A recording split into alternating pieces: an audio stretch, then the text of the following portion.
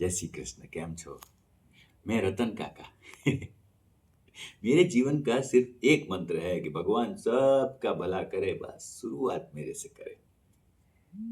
आज तक सब कुछ मेरी झोली में अपने आप आके गिर गया।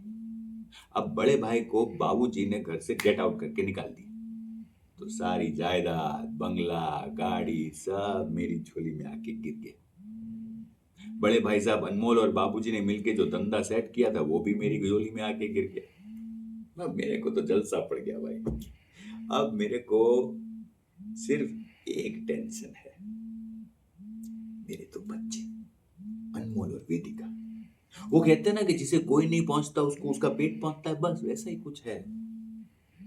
ये इतना बैठा बिठाया बाप का धंधा है, लेकिन लड़के को ग्राउंड पे बॉल के पीछे भागना है। और वेदिका, पढ़ाई तो बहुत दूर की बात है, उसको पूरे गांव की पंचायत रहती है। बोलो